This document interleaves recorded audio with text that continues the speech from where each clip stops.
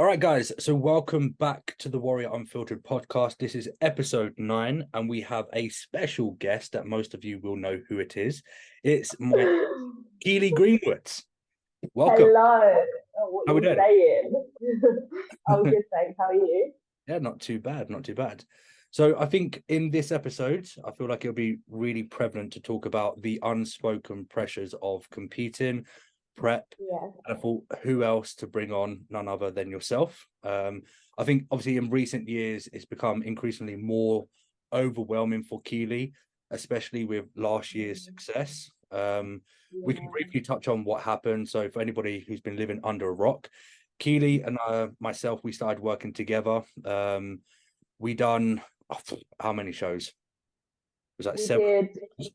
We did well. A total of seven. I did a total of 7 shows, and I met you at my first show, Yeah, didn't I? So you picked me for that day, but I prepped myself, and then I met you, yep. and then you picked me for that day, and then since then you've kind of been stuck with me, to be Um, honest. yeah.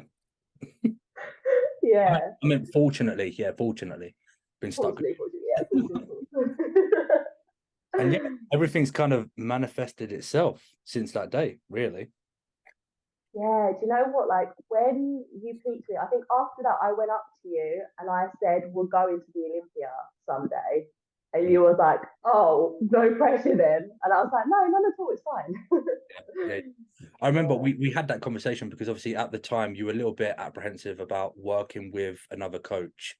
Um, because you've done that prep yourself and you're very much you're very similar to me. I'm very much I like to be in control of all the variables. I have to have the full brains over what I'm doing.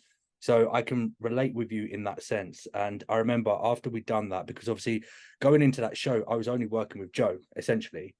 It I just was, helped yeah, peak you on the day because some things didn't go according to plan. And then after yeah, we came off stage, I remember I just came up to you and I said, look, I'm doing this with Joe. How do you feel if we were, it wasn't necessarily a case of me coaching you, it was more of a case of mm, collaborating. I was like, oh, how yeah, do you feel if we were to collaborate for the rest of the year and work in like a partnership? I mean, that's how I work anyway with all my athletes, but with you, it's more of a, I needed to give you that reassurance of, I don't want to come in and just say that I'm going to dictate everything.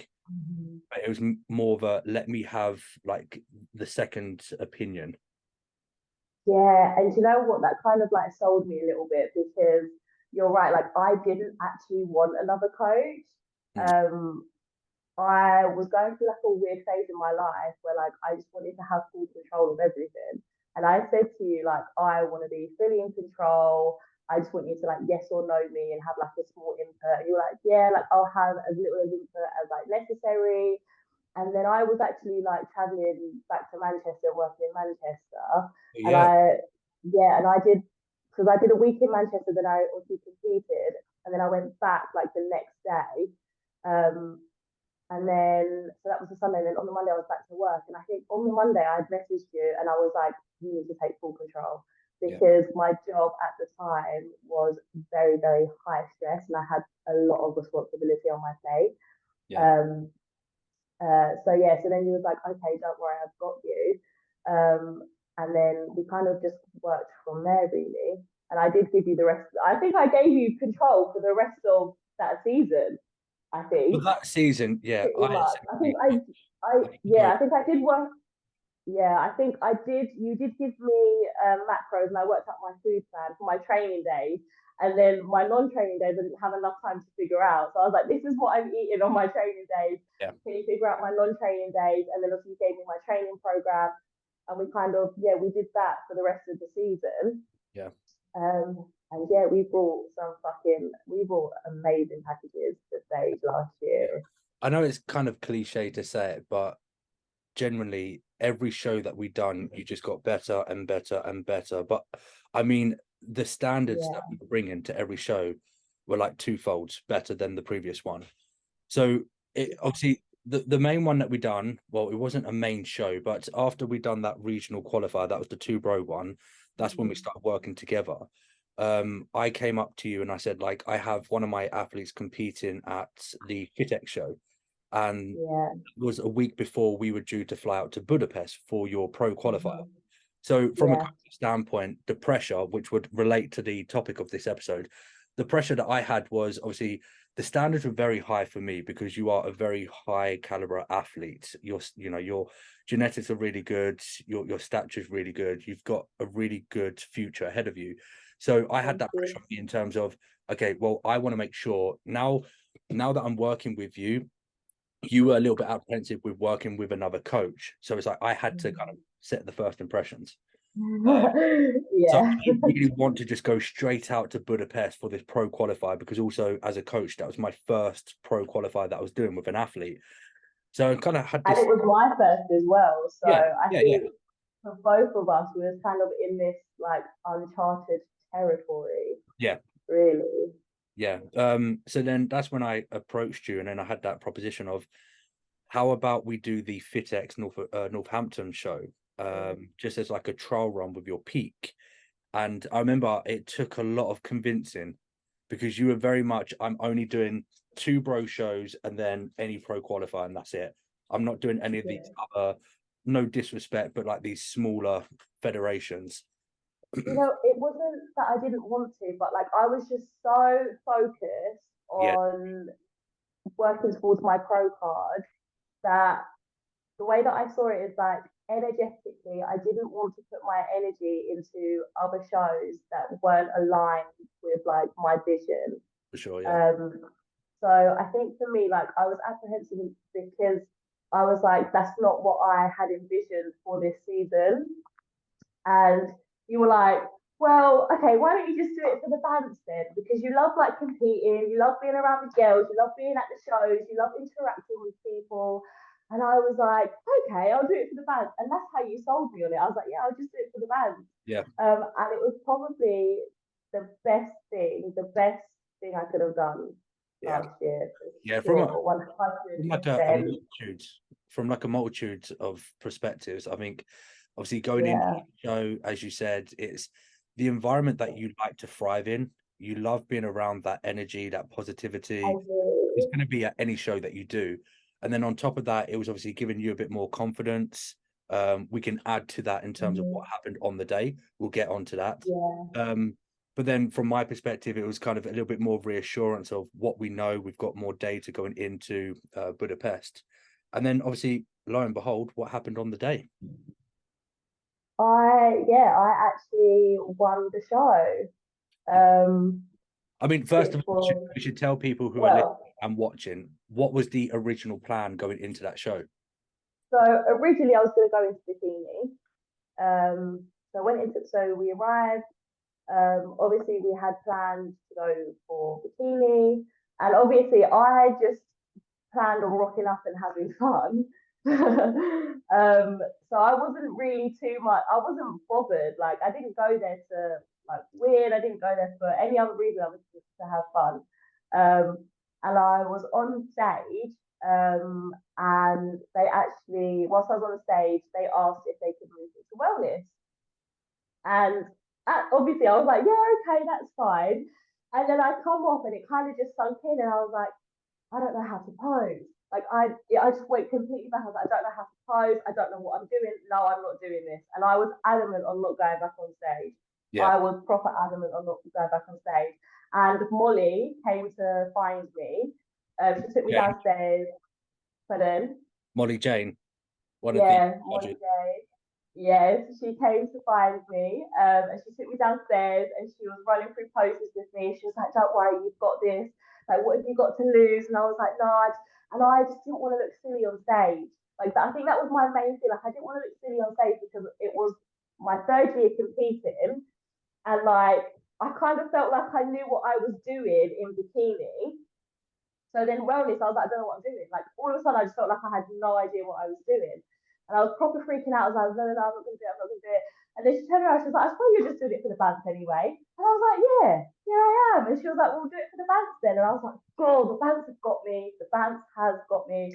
So yeah, she kept running through, posing with me, and made me feel so much more confident and comfortable to do it. So then I ended up going back on stage, and I won the class.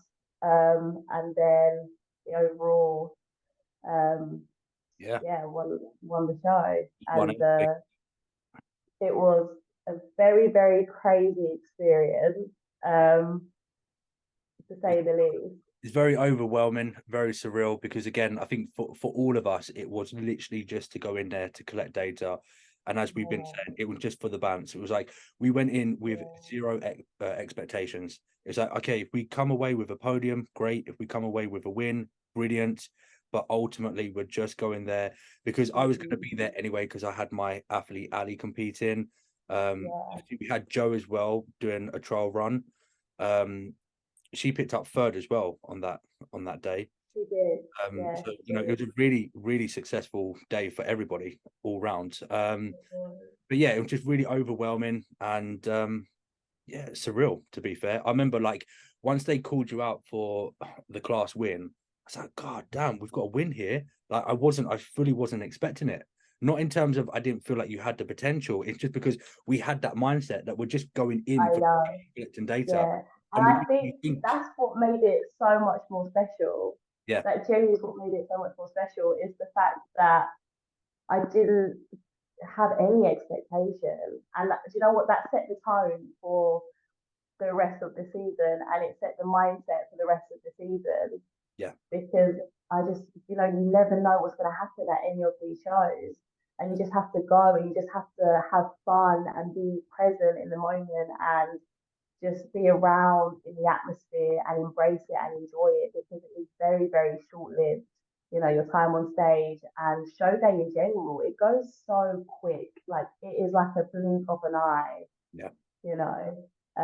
So I honestly, if it wasn't for that show, I don't think I would have had the mindset and the attitude that I did have going into the rest of the shows, Yeah, that I ended up doing for the rest of the year. yeah, I agree. I don't think you would have proceeded to go on to do another like 4 or 5 shows afterwards if you didn't have that. No, So if we just wrap up obviously the 2022 season, yeah, so we went from there, you won your class, you went on to win the overall. The week after that, we done Budapest. We won't spend too long on that, but that being your first pro qualifier, we got third yeah, place there.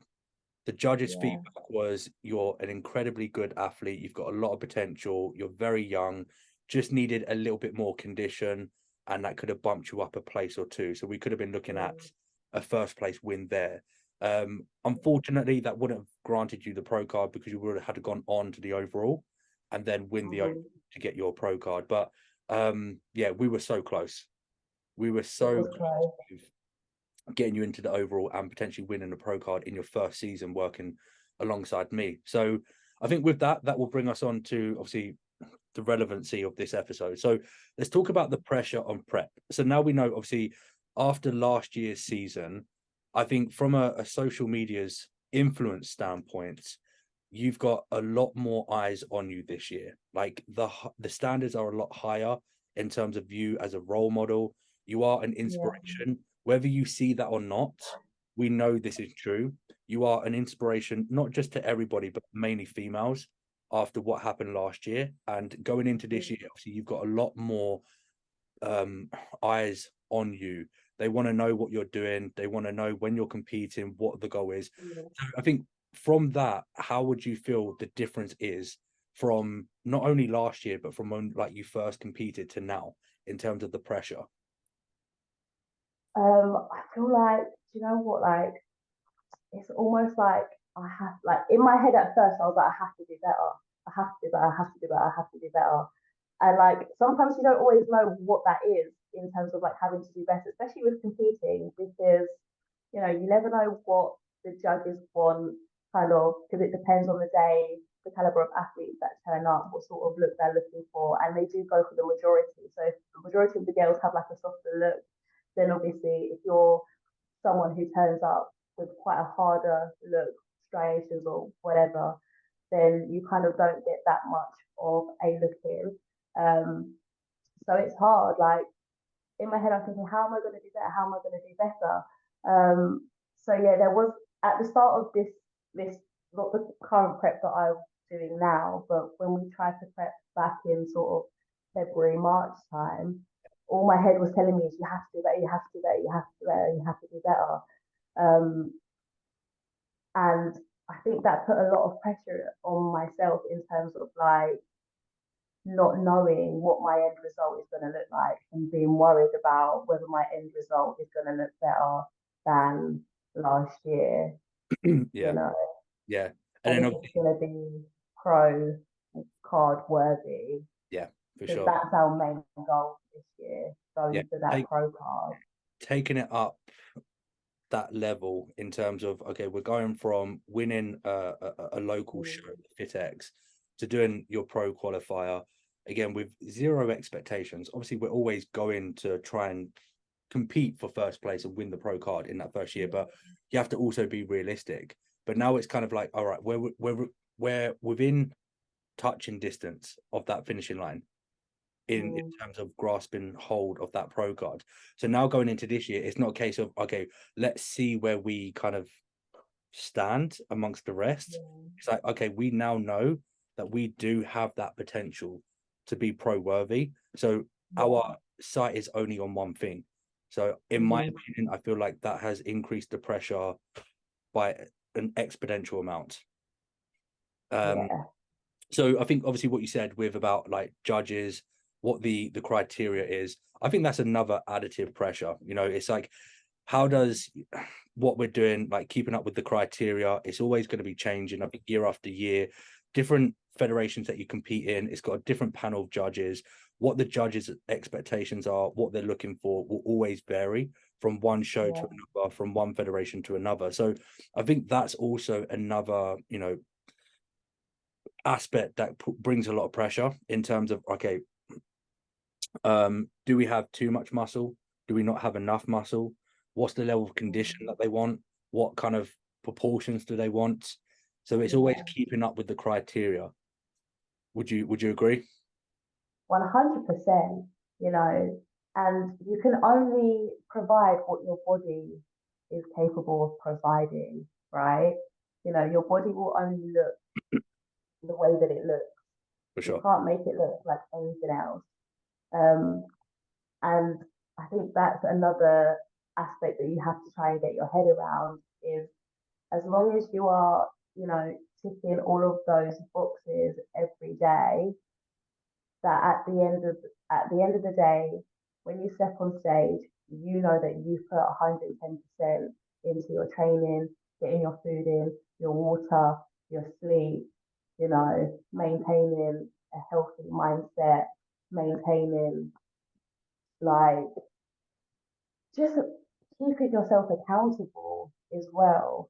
And that no matter what, whether you face or not, you know that you've done your best every day.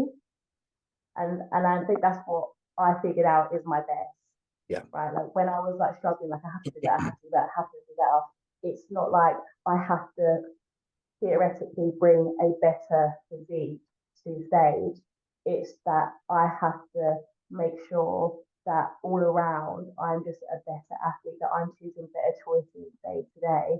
That's going to get me to that pro card, whether it's like choosing to not do certain things that might counteract my goal or that might put me in a position that my mindset might not be as strong as what it currently is today. Like the choices that I make tomorrow are going to get me to that pro card. Whether I get that pro card at my this year or the following year, whenever it may be, I know that the choices that I'm making every day in the present moment are going to get me there. Yeah, You for sure. know, and that's Yeah. I think that's what is your best because you can't help what you're going to look like on show day, right? My body last year at all of my shows looked different.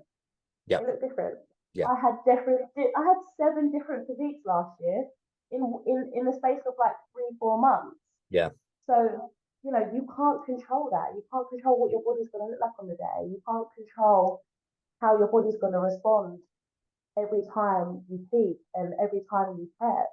That's something that's completely out of your control. But what is in your control is doing your steps. What's in your control is drinking all of your water, is, you know, sticking to your food plan. It's making sure that you get enough sleep, that your body is recovering well. it's making sure that you're keeping your mindset in a strong position, that regardless of the outcome, you're good, because you know you're good and you know you're worth it, regardless of what any of the judges say. Do you know what I mean? Yeah. And that doesn't take away from your hard work that you do in that gym and in your everyday life towards stepping on stage. Yeah, for sure. I think going back to what you said about the 7 different looks and physiques that you bought last year, I think that would significantly impact the mental and emotional like adjustability of everything, in terms of, okay, well, what we done from the first show to the last show in regards to peaking were vastly different. We had different approaches to every single peak that we done. So I think from that standpoint in and of itself would bring that overwhelming pressure. It's like, okay, well, this is what we done for the last peak, but now we're having to do something completely different because we now have a completely different physique and look in front of us. So from my standpoint as the coach, that provides pressure in terms of, okay, well, we can use the data from the last show or even from the first show as kind of like a reference or a benchmark, but we still have to approach this with that kind of open mindset.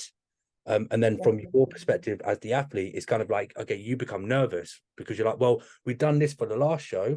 Because even if you think about what we done for the FitX show when you won your class and the overall, that was completely different to the approach that we had for the FitX finals, the NFM UK show, and the Amsterdam show. So you're kind of going to think to yourself, well, why are we not just replicating what we've done for the FitX show because we won that one? But it's up, but we now have a completely different look. Exactly. And the journey from one show to the next isn't the same. Yeah. So therefore your peak isn't going to be the same. Regardless of it might have won you at one show or placed you in one show, your journey from that show to the next, it wasn't the same journey as what you just took to place in that particular show. Yeah. So you have to have that flexibility and that fluidity throughout the journey to know that regardless, like as much as it sometimes seem logical to use the same approach, your body is responding differently every time you peak, every time you prep, every time you come off stage, depending on what you post show, and the foods that your body also responds to changes. Yeah. Like especially for me as well, because I have colitis, so I have to be so careful with the foods that I eat because I can have a flare up at any moment, and like that small chance of like me when I do get that inkling of like I'm gonna have a flare up, straight away I'm like, right, that has to go. That food has to go and it has to be changed instantly. Otherwise, I'm gonna end up in hospital. Yeah. So that is also like another sort of pressure of mine as well, is that for the most part I'm lucky. I eat the same food every day and I'm good. But sometimes it gets to the point where my stomach just doesn't agree with most foods. Like we was living off wraps for I was living off chicken wraps. Yeah. Chicken wraps. I was eating 4 chicken wraps a day and living off bagels because my body wasn't agreeing with anything else. No. I was getting sick of the sight of wraps and I wasn't even eating them. The amount that I was like, Jesus Christ. And then my body got to a point where it wasn't responding from wraps. It was like, no. So I was like, here we go again. A whole revamp of like what I'm consuming. And we tried to prep this year. We started February time, was it? Yeah, February. March? Yeah. And I'd started a new job. So yeah, that was probably the most pressure. Huh? That was poor timing. That's what that was. That was, I wouldn't say poor timing. No, it was divine timing. Everything happens for a reason. But yeah, I started a new job in the mental health sector, and I was pulling 14.5 hour shifts, and I was living off chicken wraps because that's literally all I could consume, and that's all that my stomach could deal with at that point in time. I was having little sleep as well, and I kept going to my bosses, this isn't working out for me, and I was trying to explain like competing and what that means, and it's hard to explain to people what competing entails. So Yeah. I would just show them a picture, and I would show them like, this is what I have, like this is how lean I have to get to. In order for me to be able to be my best, I need to sleep 8 hours a day. I need to make sure that I'm getting 4.5 liters of water in, and I eat the same things every day, and I need to eat at least like 6 meals. And they're like, you only get an hour break, and I'm like, yeah, I know, but like this is what I need to do. And like they would obviously let me eat, and getting my water in wasn't a problem anyway. But it was like the other aspects of like not getting enough sleep in as well. And during that time, I kept saying to Harry, like I kept saying to her, I was like, I might have to quit my job. And you're like, no, you've only just started, stick it through, things are gonna get better, like we can work around it. And the amount of times I said, no, I'm gonna have to quit, I'm gonna have to quit. And he's like, you're not quitting your job. Like this is what you want to do. We're gonna make both work.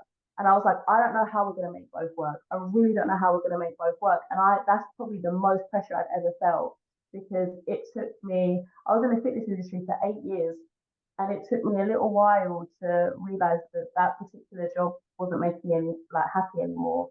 And for me to leave that and find something I thought was going to make me happy, and then realizing that it wasn't working alongside prep, I felt like my whole world was crumbling down. I was like, I love my job, but my job doesn't work with competing. And because I'm not able to tick some of my boxes, because I wasn't 100% at that point, I wasn't, and I knew that, and you knew that, and we were trying to work around it the best we could.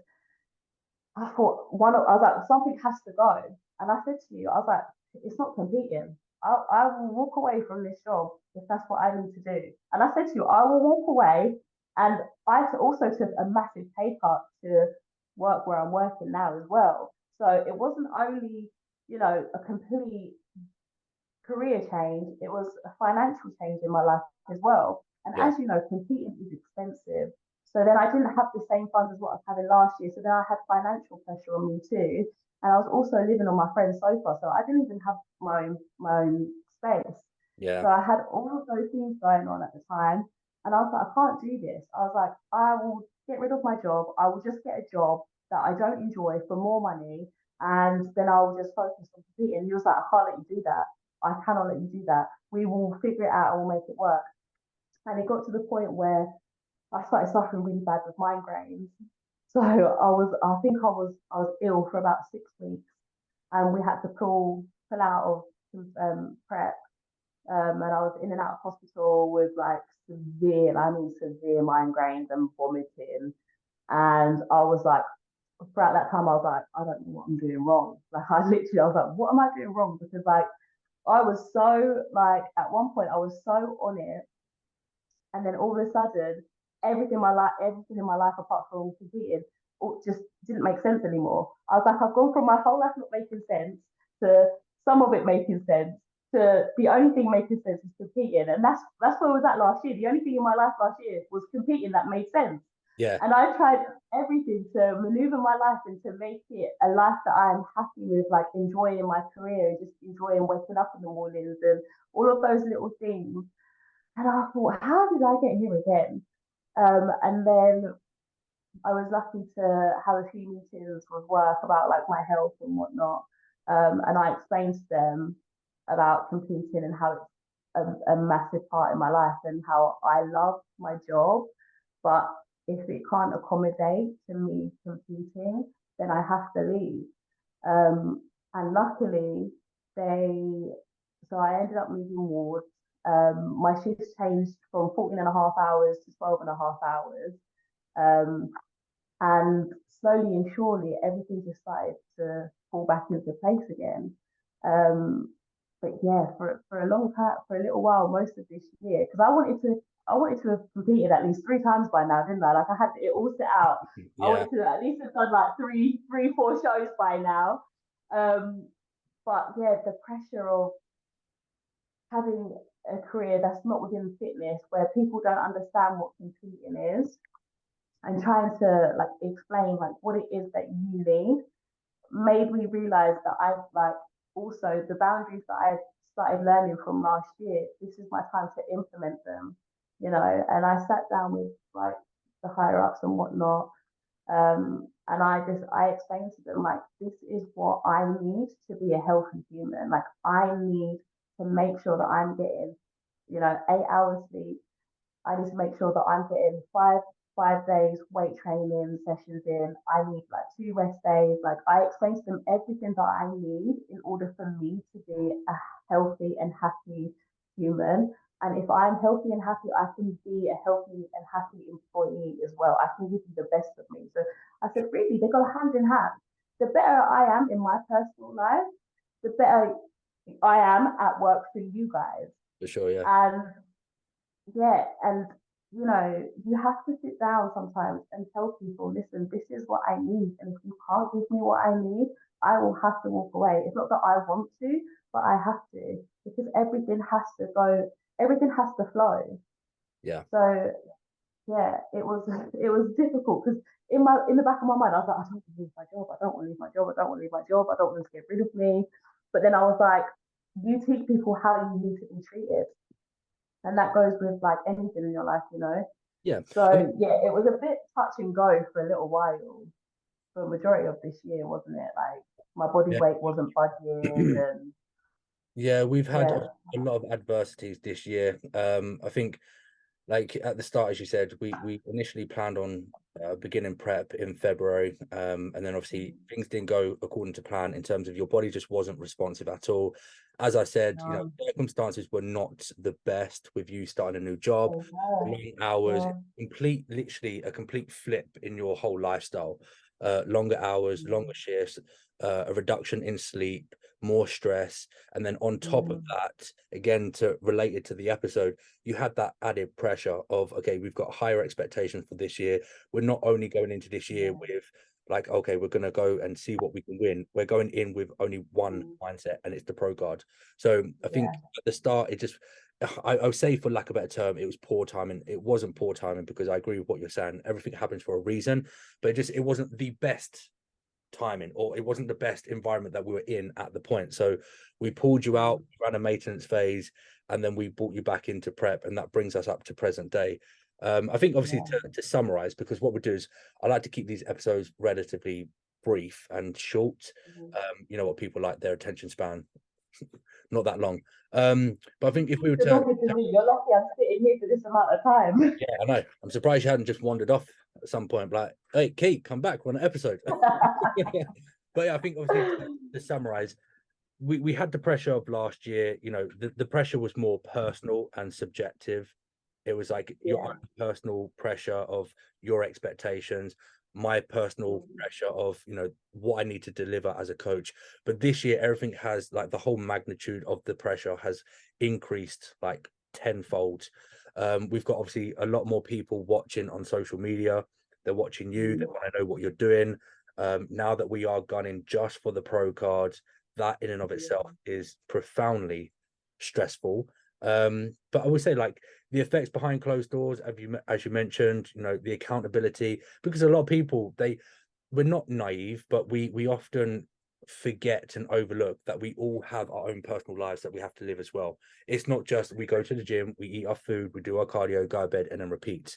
Not everybody has that. I yeah. I mean, that is actually pretty much how I live my life Yeah, currently, but on top you've got alongside work. yeah, Yeah, alongside work. yeah. So I don't have much of a life, and I'm pretty okay with that, to be fair.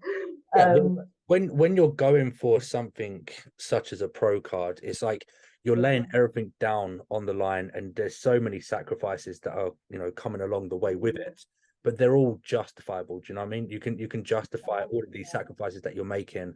I think in general, to conceptualize here, if you're doing this just because you want to compete in one or two shows, maybe mm, it's not the same. You can't really justify making all of these sacrifices where your life literally just revolves around bodybuilding. But when you're, you know, you're trying to reach mm, for the stars in the sense of going for a pro card and making a career out of it, then you can almost justify it that little bit more. So yeah, obviously mm, we've got the accountability behind closed doors with your personal life, the motivation. Now it's, again, it's increased more than ever because it's not only motivation for you to do your best, but also because you want to do good for everybody else that's watching you. Yeah.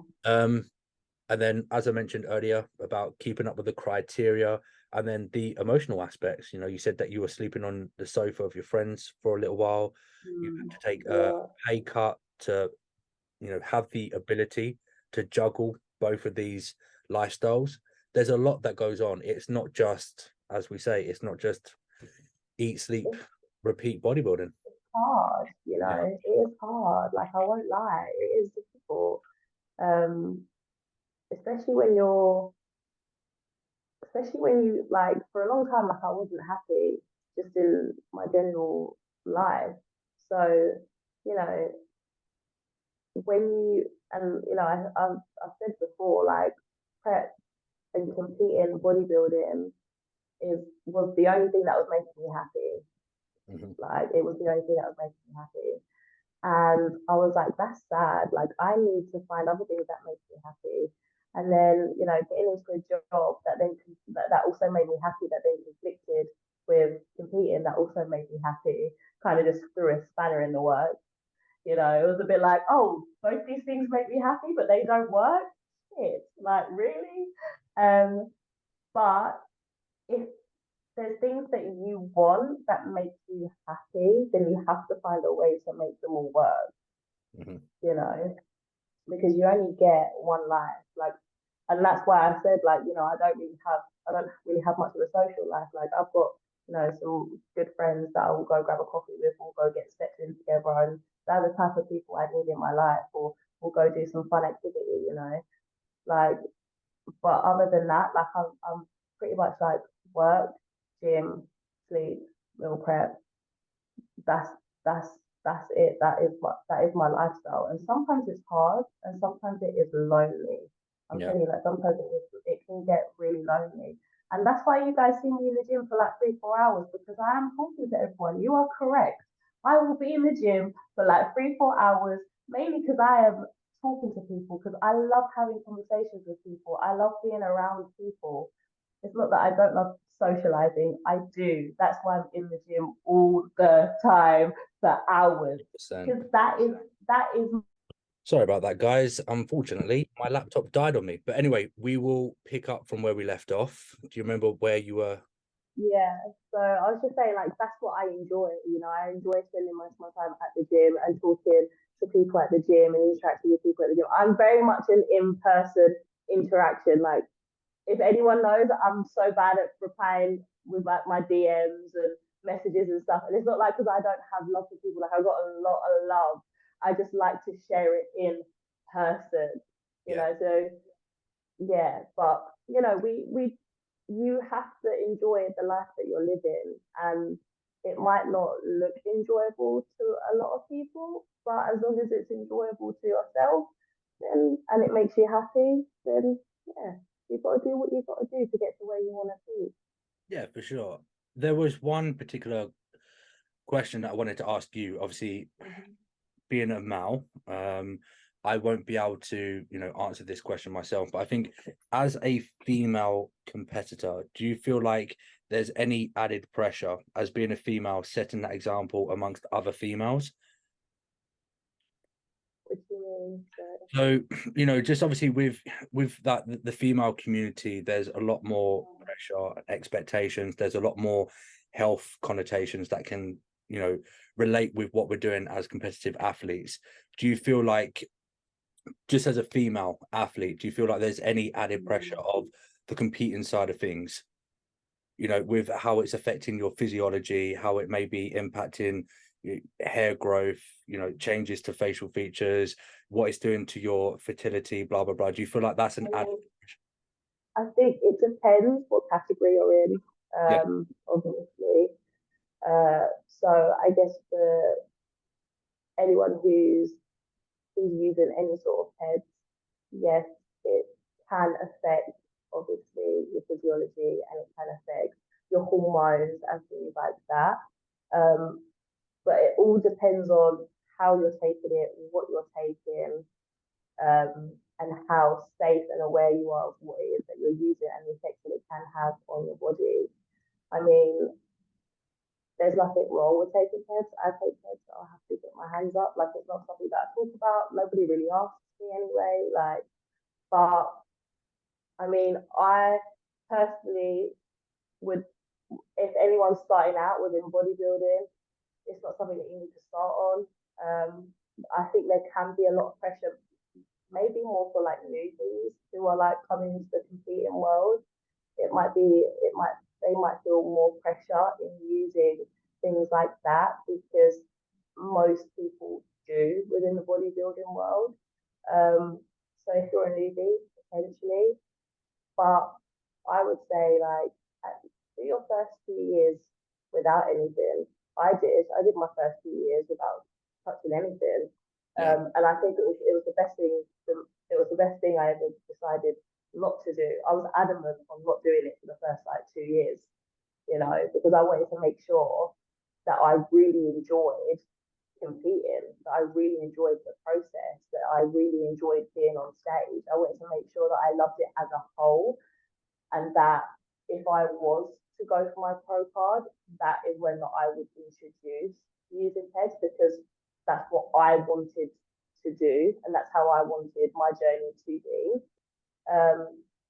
But I mean, I never felt pressured into using it, to be honest. Yeah. There was never any pressure there for me, but Yeah, I've always said as well, like to anybody in general or the athletes that I'm working with, it's always about the cost of the investment.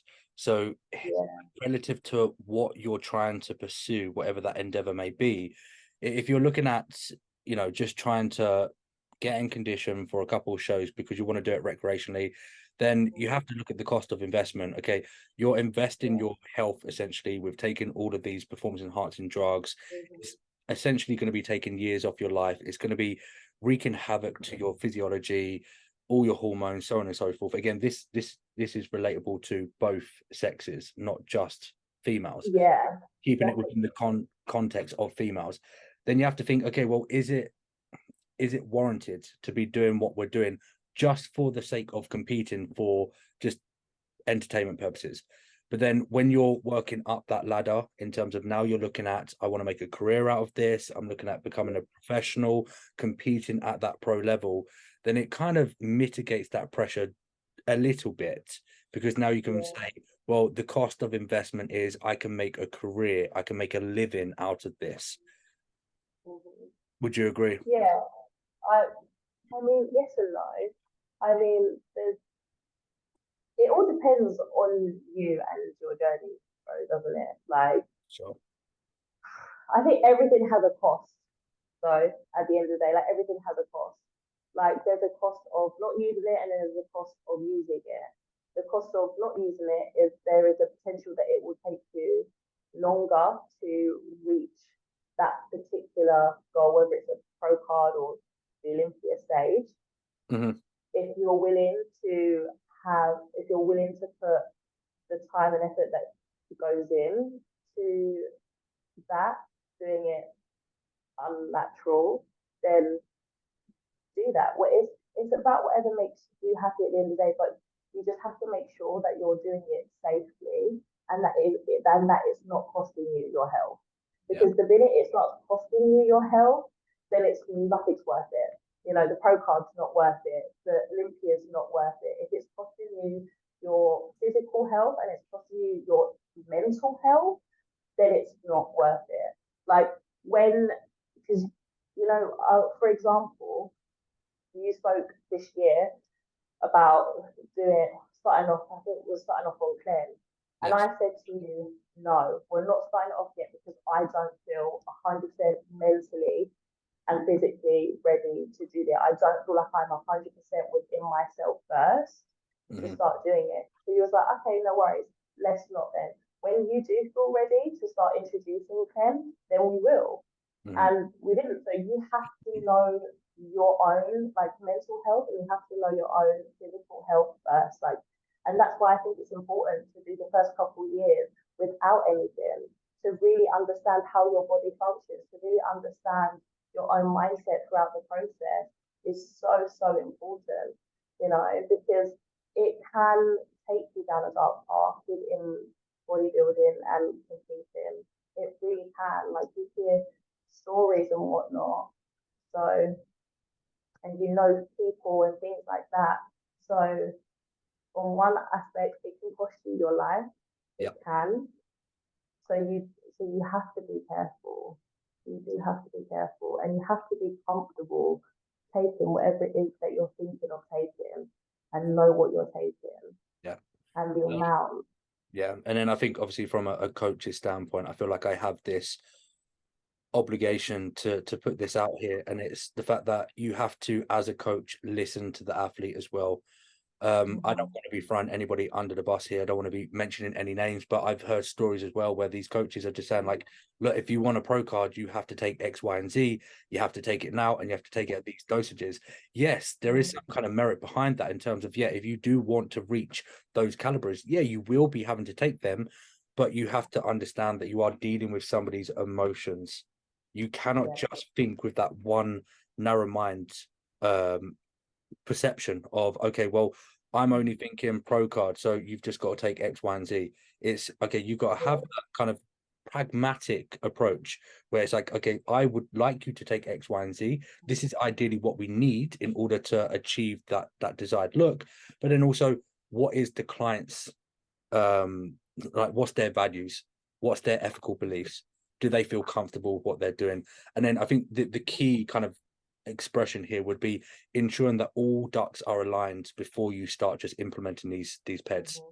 Because if you hadn't brought that to fruition, where you're like, okay, well, I've got this going on in my personal life, I'm mentally not in a competent place to start taking and deploying these compounds, then it's only going to wreak more havoc on you. That's adding more pressure. 100%. Yeah. Yeah, and I mean, all my ducks were in order, but you know, you didn't necessarily know that because I'm not someone who shares. Like, I share a lot of my life. Don't get me wrong, I do, and I'm happy to share all of my life, really.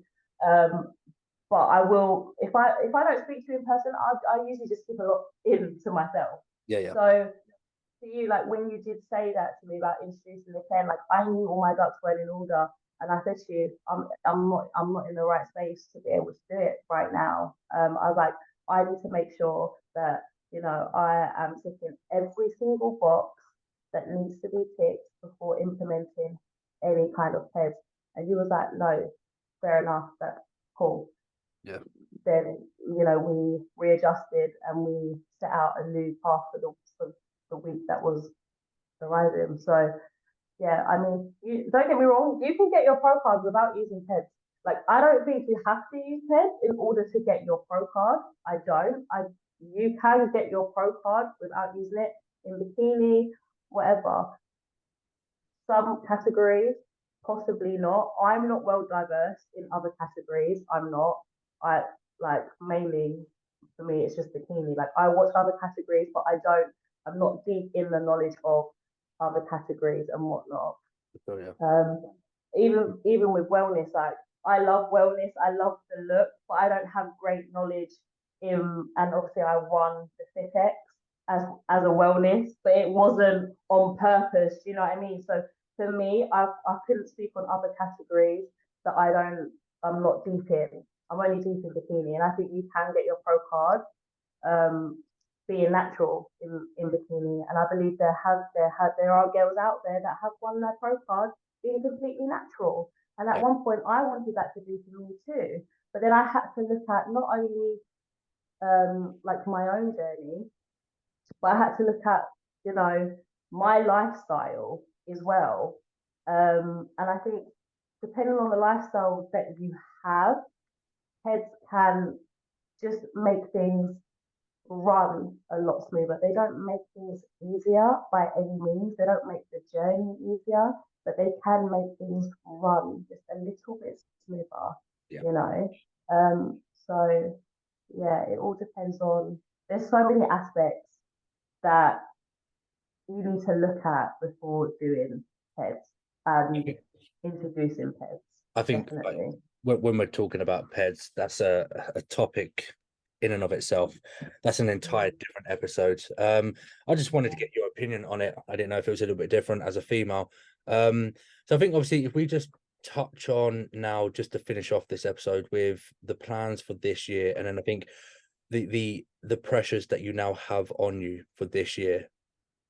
So we've got obviously the first show coming up in, is it 7 weeks or 6 weeks time? I think it's 6 weeks time. We're 5 weeks out now, hey. 5 weeks, is it? Yes, we are. 6 weeks of September. Correct me if I'm wrong, but I think it's 5 weeks. Uh, I'm pretty sure it's, yeah, it might be. Where are we now? 1, 2, 3, 4, 5, 6. No, it's 6 weeks. Okay, I don't count peak week. That might be why. Okay, yeah. 1, 2, 3, 4. Yeah, so it would be 5 weeks. Because your peak week, all the work's done. It's done. It's dusted. It's your time to fall back. It's your time to start reducing things and to get really excited for competing and stepping on that stage and showcasing all the hard work and the graft that you put in, regardless of the outcome. Right. So I don't count peak. But yes. So that's fine. in a technicality, we've got 5 weeks plus a peak week until your first show. Yeah. That's the regional qualifier that we're doing. Yes, and then from there, what's the plan? Okay, so right, I'm gonna lay it out how I've laid it out in my brain when I've been meditating and visualizing. In my head, and the manifestations that I have set, we'll be doing the regional, and then it'll be Budapest. I'll be returning to Budapest in October. I think it's on the 14th or 15th. It's the 14th and 15th. It's the females on the 14th, and then 15th is the men's. Yeah. And in my head, I'm just collecting my pro card. And that's not from like an egotistical or whatever, but if anyone understands manifestations, you have to live it like you've already got it. And then you have to work every day like it's not yours. Right. That's how I am living this prep pretty much. So after Budapest, after I collect my pro card, it will be a pro show. What one, I don't know. I'll leave it up to the universe and all that jazz. I'm just saying, only if, worst case scenario, we were not to get the pro card at Budapest. What was the next pro qualifier that we had? I don't have one set in mind. Energetically, if I set one energetically and I put the intention out there, I'm not manifesting. I'm doubting myself, and I'm putting doubt out into the world, and I'm not living on that.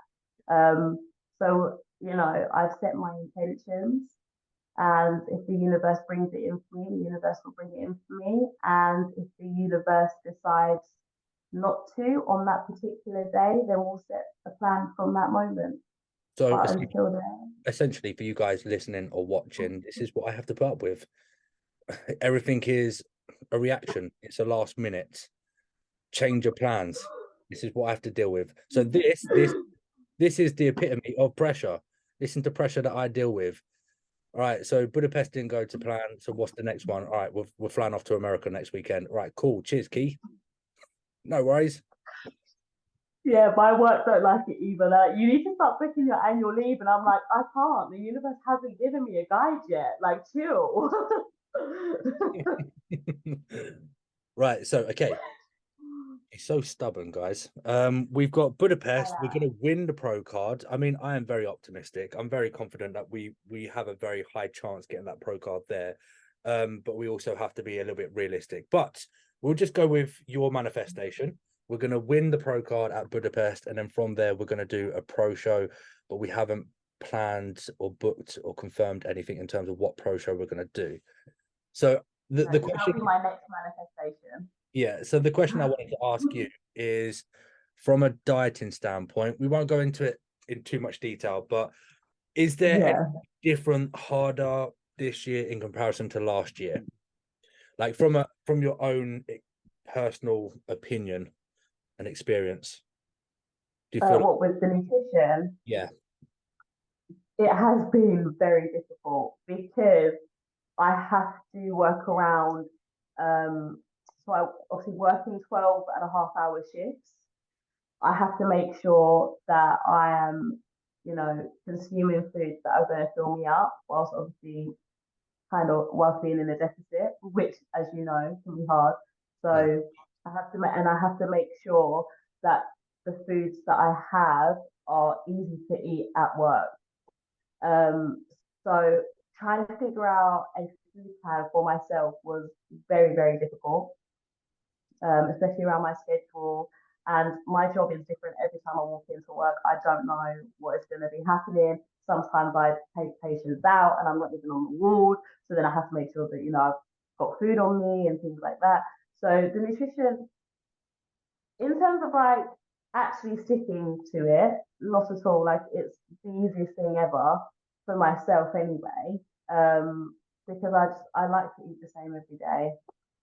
And I I stick to, chicken, bagels, rice cakes, um, oats, peanut butter, honey, all of the bodybuilding foods basically. Sure, yeah. Um, It's just and trying to configure a meal plan that works, that's convenient around your work schedule, ultimately. yeah, Yeah.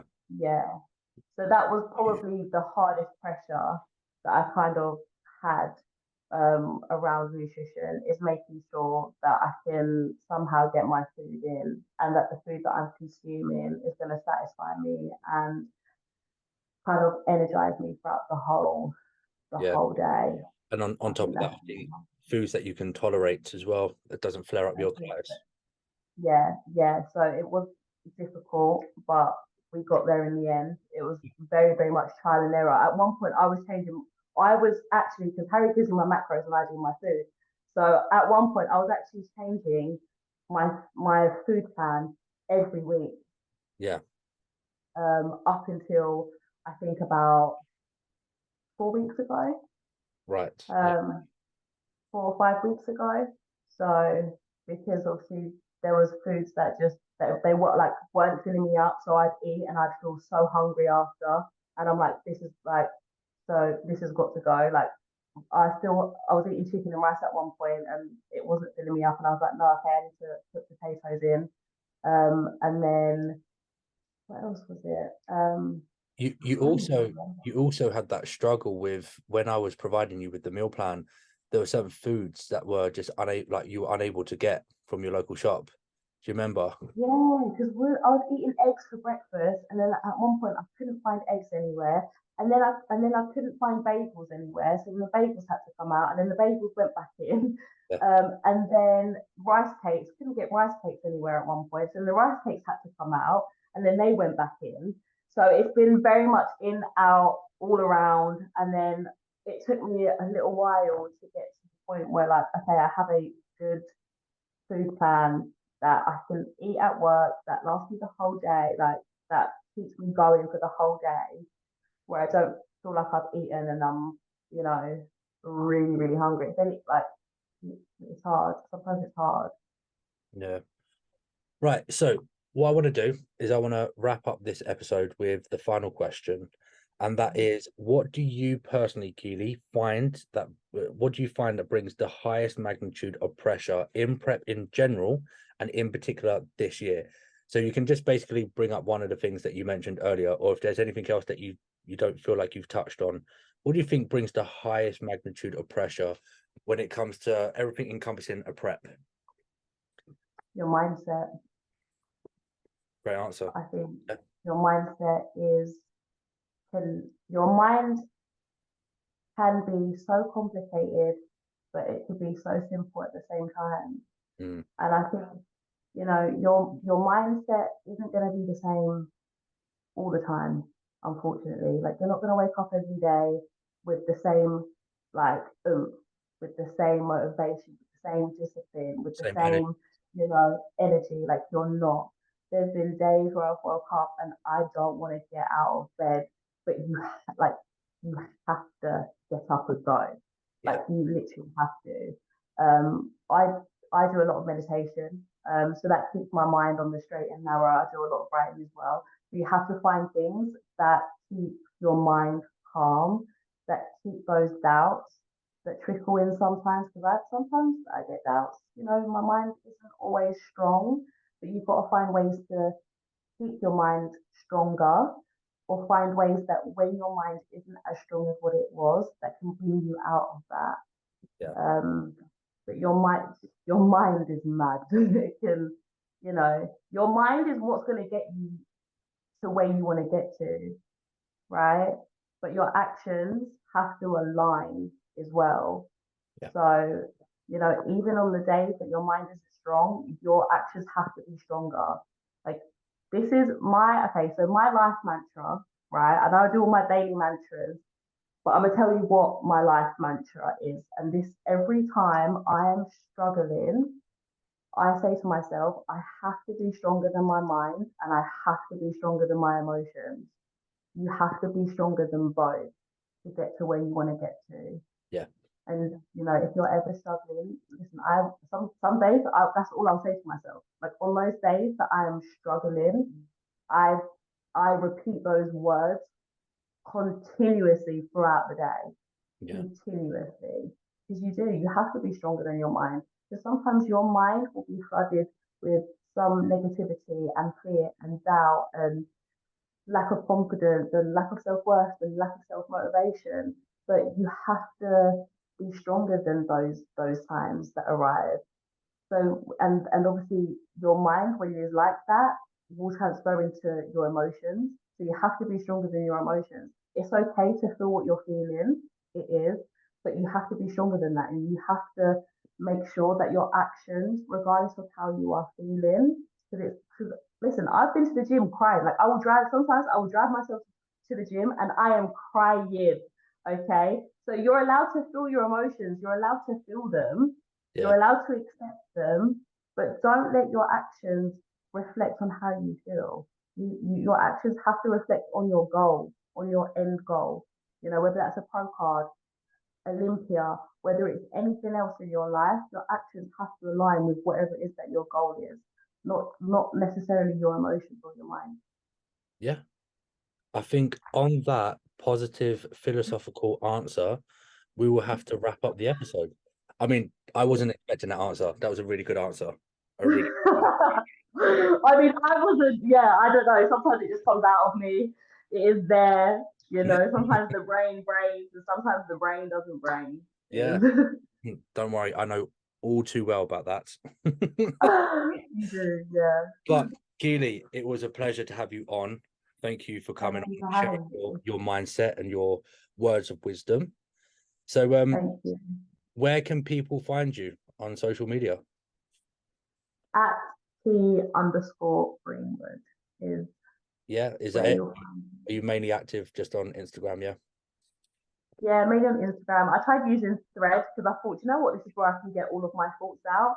But I just end up going onto my notes and doing it on my notes. And then I have like a note, all my notes are filled with all of these things that I probably should put on Thread. But do you know what? The novelty wore off on me. It is Instagram. I am really bad at replying at my DMs, but I am trying to get better. But listen, if anyone wants to grab a coffee and get some steps in, the girl will be available because that is a vibe. Right. That is a vibe. So it was Kee_Greenwood on Instagram. For anybody that's listening or watching, make sure you go give Keely a follow. She's an absolutely phenomenal athlete, and we've got a very bright future ahead for yourself. So yeah, again, thank you for joining us on this episode, and we'll have to do another one in the near future. All right. Thank you for having me. I appreciate it. As always, just to finish up, I want to give a shout out to my sponsors, Your Protein Midlands. You can find them on Instagram. It's at Your Protein Midlands. If you want to get any of your supplements, they have all of the brands out there. You can use my discount code TBW10 and it will save you 10% on all of your orders. Other than that, thank you guys for listening and watching, and we will all see you on the next episode. Cheers, guys. Peace.